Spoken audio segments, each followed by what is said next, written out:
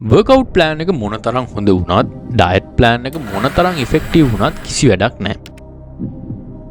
කිසි වැඩක් නැහැ. ඇත්තට මේක ක්‍රියාත්මක කරේ නැත්තම්. අපි ක්‍රියාත්මක කරනවා කියලා අදහස් කරන්නේ කෙනෙක් ජිම් මෙම්බර්ෂිප් එකක් අරගෙන එහෙම නැත්තම් ගෙදරින් එක්සර්සයිස් කරන කෙනෙක්. එක්සර්සයිස් පළවෙනි දවසේ කරලා වැඩි පටන් ගන්න පාර්ට් එක විතරක් නෙවෙයි. මේ කියන්නේ මේක එක දිගට හරියට කරන් යන කොටසයි. එහෙම කෙනෙක්ට කරගෙන යන්නත් තව කෙනෙක්ට කරගන්න බැරි වෙන්නත් හේතු වෙන මැද ගැප් එකට අපි කියනවා accountability කියලා. accountability කියන්නේ ළමෙක්ව එක්සෑම් එකකට පුහුණු කරනවා. එක්සෑම් එක පාස් වෙන්න යාට උගන්වනවා නම් අපි mid term test එහෙමත් නැත්නම් වාර විභාග තියලා යාව හැමතිස්සෙම ටෙස්ට් කරලා බලනවා. ඒ විදිහටම අපිට පුළුවන් මේ ෆිට්නස් එකට එද්දි අපේ ගෝල් එකට අපි යනවද නැද්ද කියලා බලා ගන්න මේ මුල එකයි අග එකයි මැද ගෝල්ස් තියාගන්න. දැන් කෝචින් වලට ජොයින් වෙච්ච ගමන් වෙනසක් වෙන්නයි තනියම කරද්දී ඒක කිසි වෙනසක් නොවෙන්නයි ඇත්තටම හේතු වෙන්නේ කෝචින් වලදී මම ඔයාගෙන් අහනවා ඔයා මේක කරාද? ඔයා අර විදිහට කෑවද? දැන් ඔයාගේ බර කොහමද? මෙහෙම මං අහද්දී ඔයාට හිතෙන දේ තමයි මම මේක කරන්න ඕනේ. මේක කරන්නේ නැතුව මේ අහන ප්‍රශ්න වලට මට උත්තර දෙන්න බෑ කියන එක. මාව හිර වෙනවනේ කියන එක. මේකට ඔයා කෝචින් වලට ජොයින් වෙන්න ඕනේ නැහැ. මේකට ඔයා කවුරුත් කාටවත් කියන්න ඕනෙත් නැහැ මගේ මේ ප්‍රශ්න අහන්න කියලා. මේක ඔයාට තනියම කරගන්න පුළුවන් ඔයාට එක පොරොන්දුවක් වෙලා. ඒ තමයි ඔයා ගෝල් එකක් සෙට් කරොත් ඔයා ඒ ගෝල් එකට අවශ්‍ය ක්‍රියාමාර්ග ටික අනිවාර්යෙන් ගන්නවා කියලා. මොන ප්ලෑන් එක මම මෙතන ඔයාට දුන්නාද? මොන ඩයට් එක මම මේ විදි ඩයට් සම්භාහනක දීලා තියෙනවා. මේ මොන දේ දුන්නාත් මේකේ ඇත්තම මැජික් එක තියෙන්නේ ක්‍රියාවෙයි. ඔයා මොනතරම් දුරට මේක සාර්ථක කරගන්නවද කියන එක හේතු වෙන්නේ සනිකරම තීරණය වෙන්නේ ඔයාගේ ක්‍රියාව මතයි. ඒ නිසා අපි මේක ඇත්තටම ප්‍රායෝගිකව කඩාගත්තොත් අපි හිතමු කෙනෙක් ඉන්නවා එයාගේ බර කිලෝ 80යි. මේ කිලෝ 80 කෙනාට යන්න ඕනේ කිලෝ 70ට. එයාට මේක කරගන්න අපි මාස දෙකක් ගන්නවා. සති 8ක් ගන්නවා. එහෙමනම් ඒ කියන්නේ එයා ගාන අනුව සතියට කිලෝ 2ක් අඩු කරගන්න ඕනේ.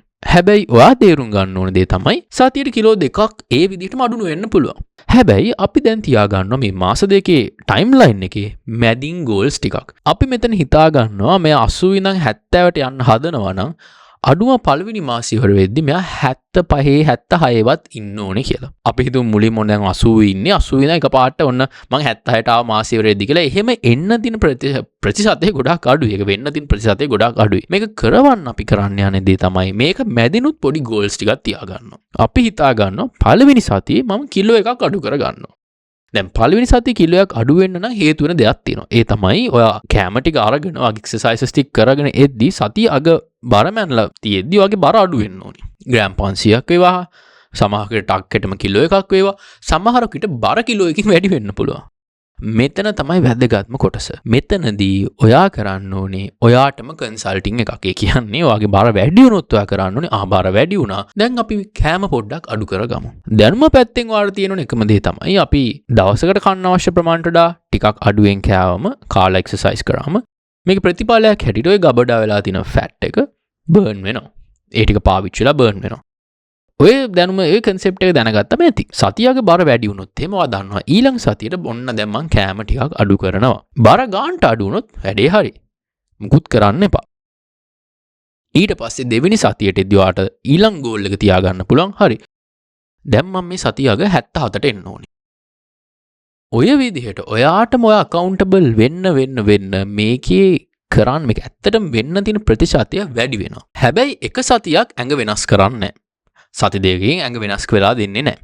මේකට ඔයා කන්සිස්ටන්ට් වෙන්න ඕනේ. මම පොඩි එක්ස්පෙරිමන්ට් එකක් රන් කරලා තියෙනවා මගේ කෝචින් ක්ලයන්ට්ස් ලාගෙන් කට්ටිය ජොයින් වෙද්දී. මම කරපු වැඩේ තමයි මම එක කාලයක් අරගෙන මාස 6කට 7කට කලින් එක කාලයක් අරගෙන මං හිතාගත්තා කෝචින් වලට කට්ටිය එද්දී මම මේ සැරේ මේගොල්ලෝ කියන දේට සවන් දෙනවා. මේගොල්ලෝ කියන දේ මම පොඩ්ඩක් ලියලා තියාගන්නවා. ඒ ලියලා තියලා මම මාසෙට බලනවා මොකද්ද මේගොල්ලන්ගේ මයින්ඩ්සෙට් එකයි කන්සිස්ටන්සි එක අතර තියෙන වෙනස කියලායි කියන්නේ. දැන් සමහර ක්ලයන්ට්ස් ලේනවා හදිස්සි මට මාස දෙකකින් වෙඩින් එකට ඇඟ අඩු කරගන්න. මට මේකට මේ ග්‍රැජුවේෂන් එකට මට මේ කාලෙ වෙද්දි මේක කරගන්න ඕනේ. ඒතර මගේ ජොබ් එක වෙන්නේ මම ඒගොල්ලන්ට කියනවා හරි එහෙනම් මේ තමයි ගෝල්ස් මේ තමයි මිනි ගෝල්ස් අපි මෙතන මෙතනට මේ කාලෙ වෙද්දි එන්න ඕනේ කියලා. මං හොඳට බලලා තියෙන දෙයක් තමයි ක්ලයන්ට් කෙනෙක් කිව්වොත් එහෙම මට මේකට හදිස්සියක් නැහැ හිමින් සැරේ වුණා නම් ඇති කියලා මම නිකන් හරියට කිව්වොත් එහෙමද හරි ප්‍රශ්නයක් නැහැ. එහෙනම් මේ ගෝල් එකට එන්න මේ ටික කරන්න ඕනවා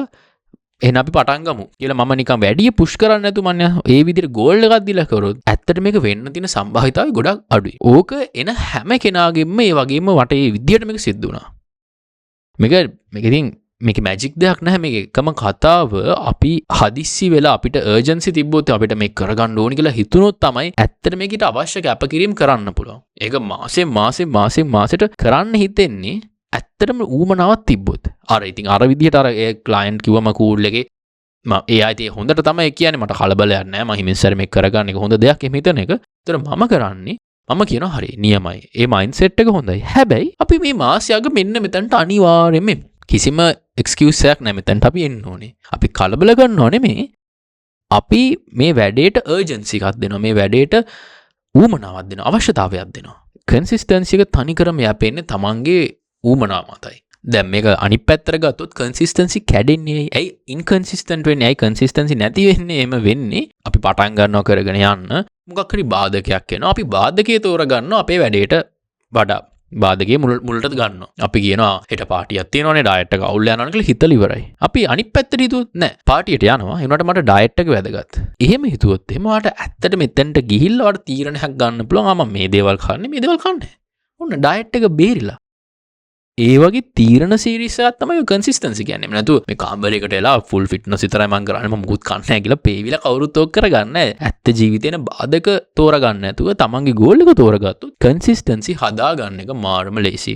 මම මෙහෙම කියන්නේ එකම හේතුව ඇත්තටම දවසේ අන්තිමට බොයිල් ඩවුන් වෙන්නේ අන්තිමට තීරණය වෙන්නේ ඔය පොඩි දේවලුයි.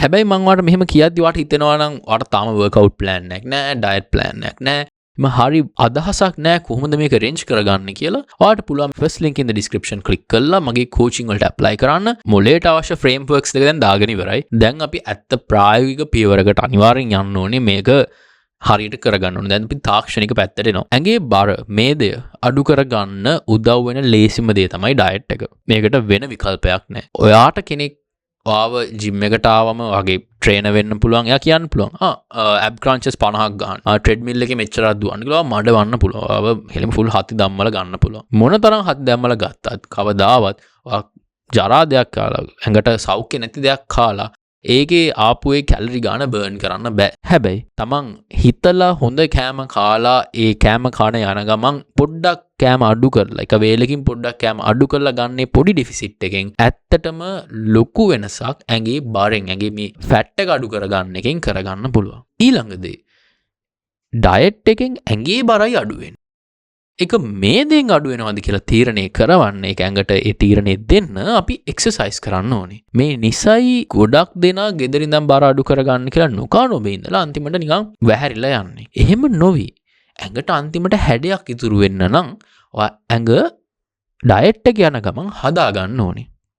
ඔය ඇඟ හදාගන්න පාර්ට් එකට තමයි අපි එක්සර්සයිසස් කරන්නේ. මේකට ඔයා ජිම් එකට යන කෙනෙක් නම් ප්‍රශ්නයක් නැහැ. නියමයි. එහෙනම් දිගටම ජිම් එකට යන්න. ගෙදරින් එක්සර්සයිස් කරන කෙනෙක් නම් සාමාන්‍ය එක්සර්සයිස් රුටීන් එකක් කරා නම් හොඳටම ඇති. මේකට වෙන විශේෂ දේවල් කරන්න යන්න ඕනේ නැහැ. ඔයා නෝමල් එක්සර්සයිස් කරන විදිහට සතියේ දවස් 4ක් විතර එක්සර්සයිස් කරා නම් හොඳටම ඇති. හැබැයි ඔය උත්සාහ කරන්න ඕනේ මේ එක්සර්සයිසස් සතියෙන් සතියට පොඩ්ඩක් චැලෙන්ජ් වෙන විදිහට චැලෙන්ජින් පාර්ට් එක වැඩි කරන්න. මේ කියන්නේ එක එක්සර්සයිස් එක අපි හිතමු අන්තිම සෙට් එකට ඔයා රෙප්ස් 10ක් කරන්න ඕනේ. පළවෙනි සතියේ රෙප්ස් 10න් ඉවර කරාම ඔකේ නෝට් එකක් දාලා තියාගන්න. මම රෙප්ස් 10ක් කරා. ජිම් එකට යන කෙනෙක් නම් පුළුවන් මම රෙප්ස් 10 මේ බරෙන් මේ අවශ්‍ය බරෙන් කරේ කියලා.